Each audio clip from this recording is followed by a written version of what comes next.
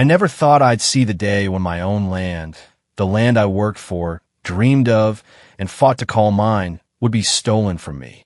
And not with lawyers or police or even a bank foreclosure. No, they try to take it with wood, with nails, with fence posts hammered straight into my soil. One morning, I woke up and looked out my window, and I saw strangers hammering posts into the ground, stringing up a fence that cut across my property line like I didn't even exist. At first, I thought it was a mistake. Maybe they had the wrong address. Maybe it was just a contractor who didn't check his blueprints. But when I confronted them, they told me something that sent a chill down my spine. They weren't contractors. They were hired by the HOA. And according to the HOA, my land didn't belong to me anymore. That's when everything changed. My dream property turned into a nightmare. And by the end of it all, I had no choice but to bring in a bulldozer at midnight. But before I tell you what happened that night, and why the neighborhood has never been the same since, make sure you subscribe to this channel. Because trust me, you don't want to miss the ending of this story. Let me take you back to the beginning. When I bought this land, it was the happiest moment of my life. 10 acres of open ground, tucked just far enough away from the chaos of the city. My own space, my own rules. I used to wake up to the sound of birds instead of car horns.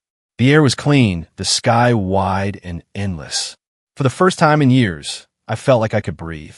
This wasn't just property. It was freedom. At first, the neighbors seemed nice enough. A little quiet, a little stiff, but nothing out of the ordinary. I'd wave when I passed them on the road. Sometimes they'd wave back. Sometimes they wouldn't. And then I got my first letter. It was from the HOA. At that point, I didn't even know there was one. I thought HOA meant the neighborhood across the main road. The neat little houses with perfect lawns and matching shutters. But apparently, the HOA claimed jurisdiction over my property too. The letter was polite at first. It said, "Welcome to the community. Please be mindful of lawn height and exterior color regulations." Lawn height? Exterior color? I laughed it off. My house was already painted, and the grass grew as it pleased. I didn't move here to impress anyone, so I ignored it. Then came the second letter. This one wasn't so polite. Failure to comply with HOA standards will result in fines. Please repaint your shutters to an approved color within 30 days. I didn't even have shutters. That's when I realized this wasn't about grass or paint. This was about control. Still, I didn't want conflict. I threw the letter away and went back to my life. But the HOA wasn't done with me. Not by a long shot. The letters kept coming. Every week, another envelope slipped into my mailbox. Some of them were small complaints, things I could laugh at. Your mailbox is too tall. Your driveway is too wide. Your grass has grown an inch past regulation. Others were more threatening. Failure to comply will result in daily fines of $50. Legal action may be pursued. At first, I crumpled them up and tossed them in the trash. But after a while, I started saving them. I don't know why. Maybe some part of me knew this wasn't going to end with a few nasty letters. Maybe I knew, deep down, that this was just the beginning. And I was right. Because one morning, everything changed. I woke up to the sound of voices. Not birds, not wind in the trees. Voices. Strange, sharp, metallic voices. And underneath them, the steady clank, clank, clank of hammers. I threw on a shirt, stepped outside, and froze. There were 3 men on my land. Not standing politely at the edge, not knocking on my door, not waiting for permission. No, they were halfway across my property, pounding thick wooden posts into the soil. And strung between those posts was wire. A fence, cutting straight across my property line. I shouted, loud, angry, demanding, "Hey, what the hell do you think you're doing?" The men barely looked at me. One of them shrugged, another muttered, "Just doing our job, sir." "Your job?" "On my land." I snapped. That's when I noticed their truck, parked on the edge of the road, and stenciled across the side in bold black letters. Property Management, HOA Contracted Services. My stomach turned cold. This is private property. I shouted, "You can't just put up a fence here." Finally, one of the workers stopped, wiped the sweat from his brow, and looked me dead in the eye. His voice was calm, almost rehearsed. "According to the HOA, this isn't your property anymore. It belongs to the community. The words hit me like a punch. What did you just say? I demanded. He pointed to a clipboard. It says right here, boundaries been redrawn. You can call the HOA office if you've got a problem. We're just following orders. Following orders. That phrase stuck in my head. The way he said it, like he'd rehearsed it 100 times. Like he'd been told not to argue, not to listen, not to think, just to build.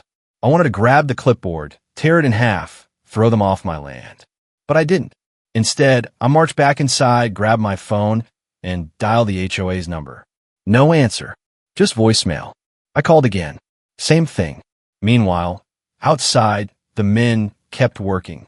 Post after post, wires stretched tighter and tighter.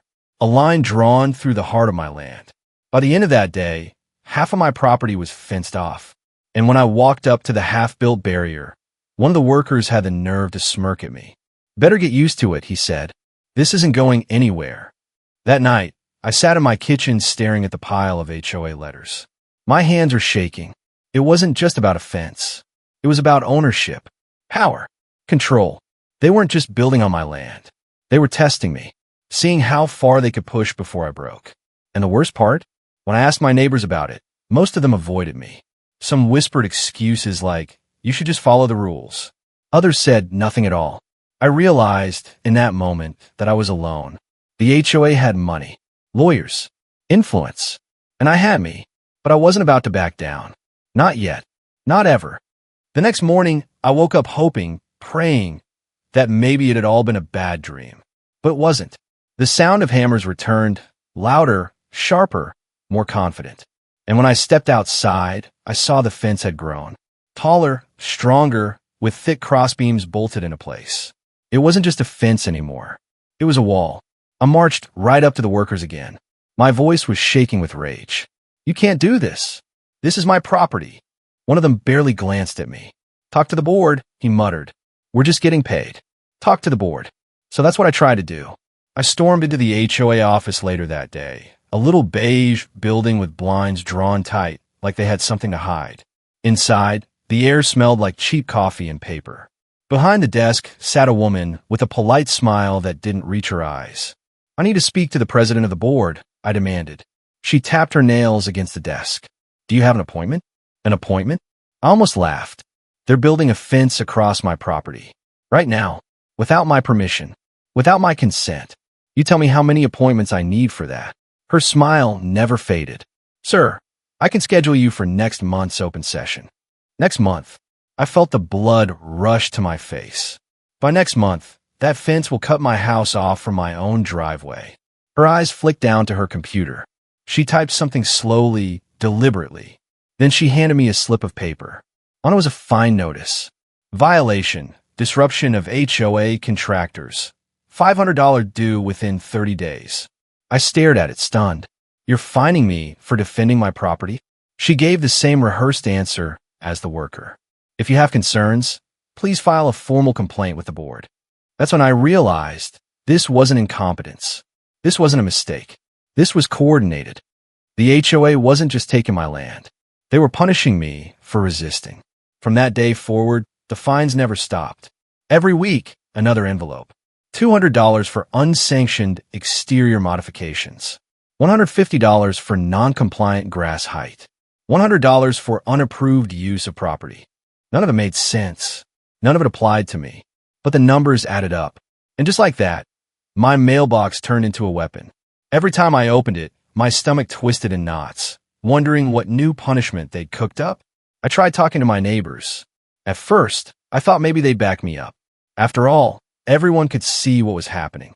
But when I knocked on doors, most of them shook their heads. One neighbor, a middle-aged man with kind eyes, whispered to me through a crack in the door.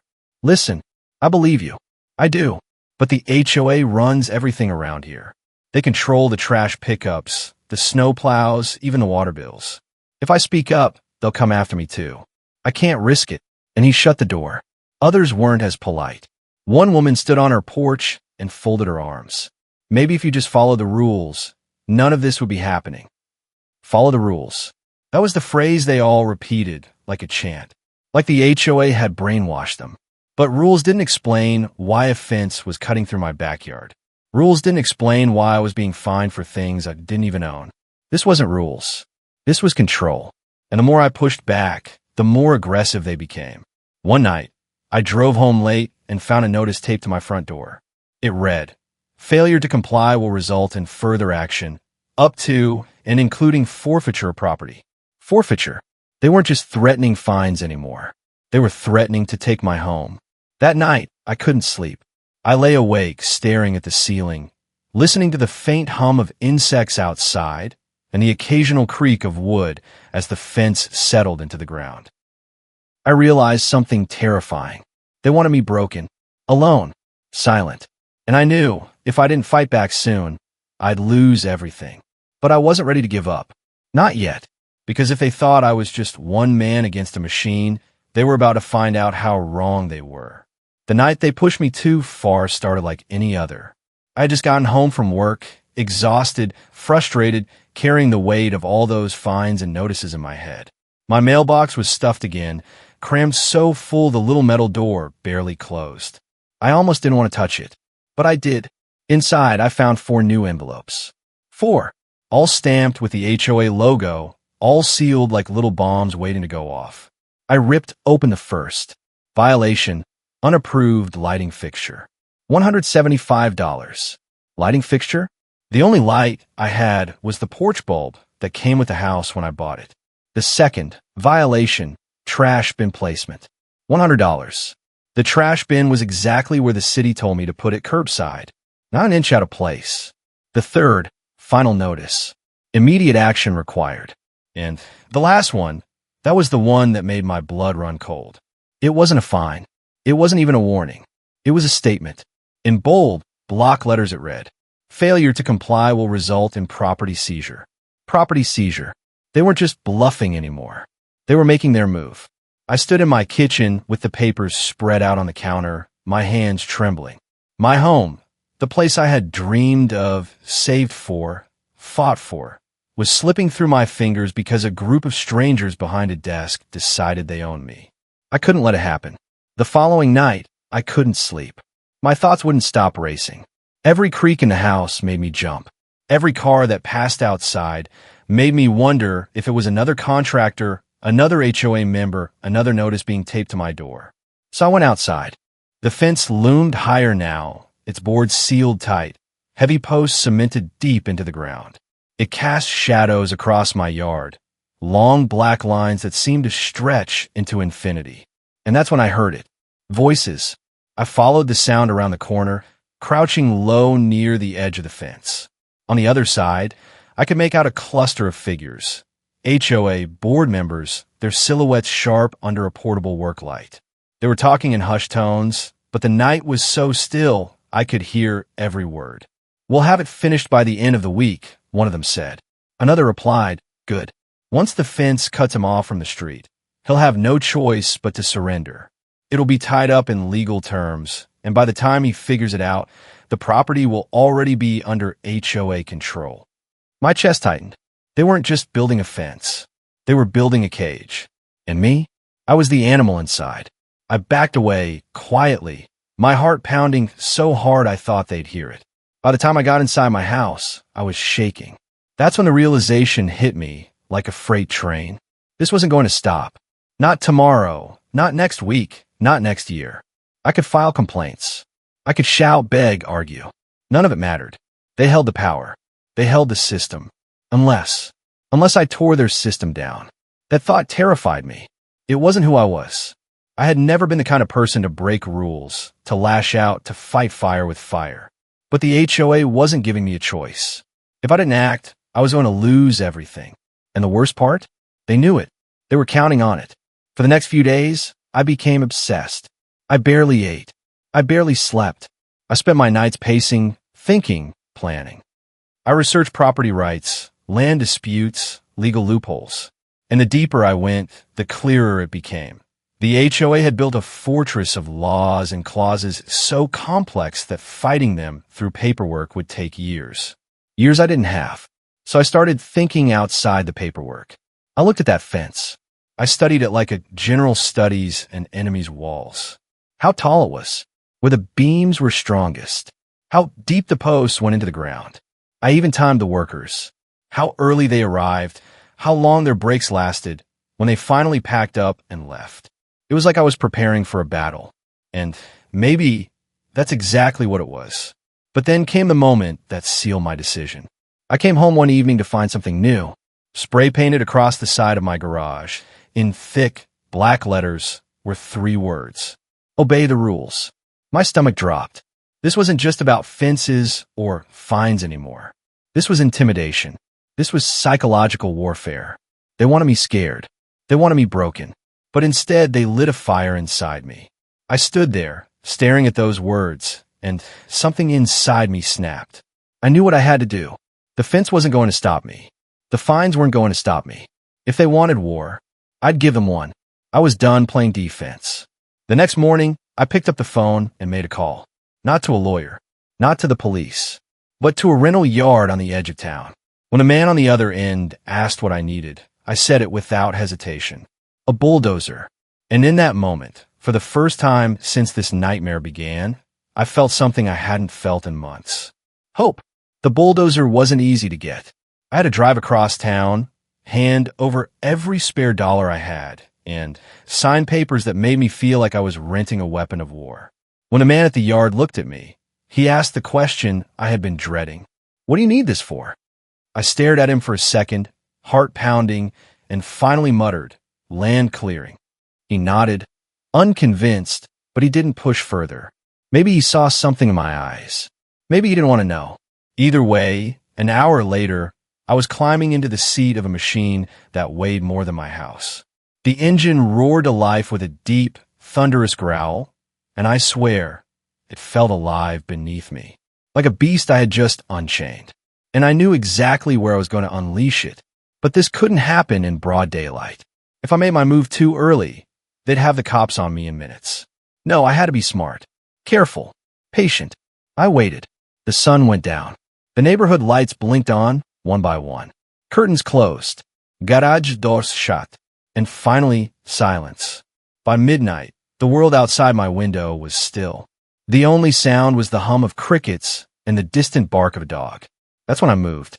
I crept outside, heart hammering so loud I was sure someone would hear it. The bulldozer sat where I left it, massive and menacing under the pale moonlight. I climbed in, hands trembling, and gripped the controls. For a moment, I just sat there. This was the point of no return. If I did this, there was no going back, no explaining it away. But then I thought about the spray paint on my garage. I thought about the threats, the fines, the fence closing me in like a prison. And suddenly, my fear turned into fury. I twisted the key. The engine came alive, shattering the stillness of the night with a roar so loud it shook the ground. Lights flicked on in the houses nearby. Curtains shifted. I didn't care. I threw the bulldozer into gear and rolled forward, straight toward the fence. The wood splintered like paper as the blade slammed through. Posts cracked, boards snapped, and the entire wall crumpled under the sheer weight of steel. The sound was deafening. The crunch of wood, the groan of nails tearing loose, the thunder of the bulldozer chewing through everything in its path. By the time I pushed 20 feet forward, half the fence was already rubble. But I didn't stop. I turned, circling back, the bulldozer's blade gleaming under the moonlight. Another section fell, then another. Within minutes, the barrier they had spent weeks constructing was nothing but a graveyard of broken timber. And then the shouting started. Doors slammed open. Porch lights blazed. "What the hell are you doing?" HOA members came running, their faces pale and twisted with shock. Some in pajamas, some clutching their phones, already dialing 911. I could see the panic in their eyes. They thought they owned me. Now, they realized they had awakened something they couldn't control. I swung the bulldozer around to face them, the machine growling like a beast ready to strike. For a moment, nobody moved, and then one of them shouted, "You're finished. You'll go to prison for this." But I didn't back down. I cut the engine, letting the silence crash down over us. Then I climbed out, standing on the blade, looking down at the crowd gathering at the edge of my property. "You think you could take what's mine?" I shouted. My voice was raw, echoing through the night. "You think you can bully me into submission?" Paint your threats on my walls? Find me until I'm broke? No, not anymore. This is my land, my home. And if you try to fence me in again, I'll bring this machine right back. And next time, I won't stop at the fence. Gasps rippled through the crowd. Some of them looked furious. Others looked scared, but none of them said a word. Minutes later, the flashing red and blue lights cut through the night. The police arrived, their sirens wailing, their radios crackling. I stood there, surrounded by the wreckage, as officers poured out of their cars. "Sir, step away from machine," one of them barked. I raised my hand slowly, heart pounding, and said, "This is my land," and I defended it. You can arrest me, fine me, throw me in a cell, but I will not let them steal from me. For a long, tense moment, no one spoke. Then the lead officer turned to the HOA board members, who were shouting, waving their arms, demanding my arrest. He held up his hand to silence them. And then he said something I'll never forget. "He's right. You built that fence on his land. You crossed the line." The HOA members froze. Their mouths snapped shut. The officer looked back at me, his voice calm now. "Sir, you're going to have to come down to the station so we can file a report. But as far as I can see, you were defending your property." Relief washed over me like a tidal wave. For the first time in months, I felt free. But freedom always comes with a cost. The HOA didn't stop. They regrouped. They schemed. They waited for another angle of attack. And I knew this wasn't the end. The war had only just begun, because tearing down their fence was one thing. What came next would change everything. And if you want to know what happened when they struck back, in a way I never could have imagined, make sure you subscribe to this channel. Because trust me, the real fight was only beginning. The days after the bulldozer incident felt like a blur. Everywhere I went, eyes followed me. Neighbors whispering behind closed curtains. People slowing down as they drove past my property. Some looked at me with awe, others with disgust. I was no longer just a homeowner. I was the man who took down the HOA's fence with a bulldozer. And while some people cheered me on quietly, slipping me notes of support, whispering "good for you" at the grocery store, I could feel the HOA's hatred burning hotter than ever. It didn't forget. They didn't forgive. And I knew they were planning their revenge. At first, it started small. Anonymous phone calls, heavy breathing on the line before a click. My trash cans mysteriously knocked over in the night. My mail going missing. Petty, childish things. But then it escalated. I noticed a black SUV parked across the street for hours at a time. Engine running, tinted windows hiding whoever sat inside. When I walked out onto my porch, it would drive off. The next day, it came back. One night, I woke to the sound of footsteps outside my window. I grabbed a flashlight, heart pounding, and shined it into the darkness.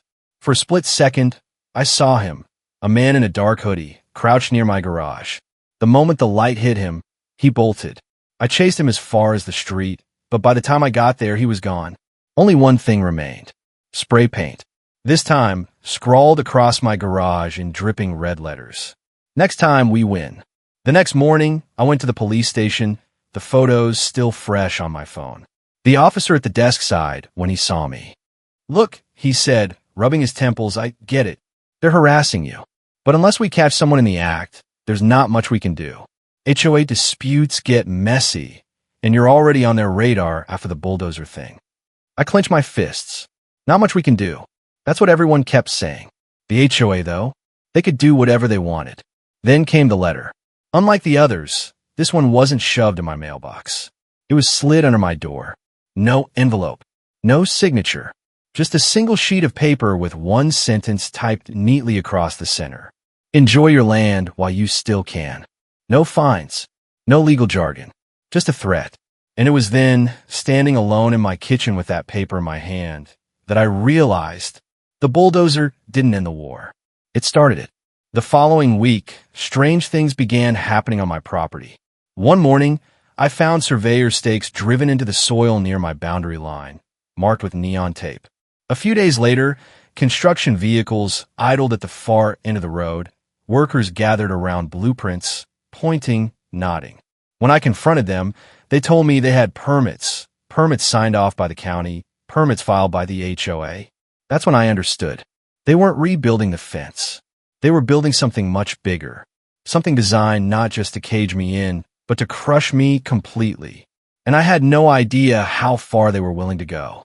That night, as I stood on my porch, staring at the distant glow of construction lights, one thought echoed in my mind. The fence was only the beginning. Whatever they were planning now, it was bigger, bolder, and far more dangerous. And if I didn't find a way to stop them, I wouldn't just lose my land. I'd lose everything. So I made myself a promise. The next move would be mine. But what I didn't know, what I couldn't have imagined, was that the HOA's next strike would hit me harder than anything before. They weren't coming for my property this time. They were coming for me. And that is where the real nightmare began. If you want to hear how the HOA turned my entire life upside down in a way that even a bulldozer couldn't fix, make sure you subscribe to this channel.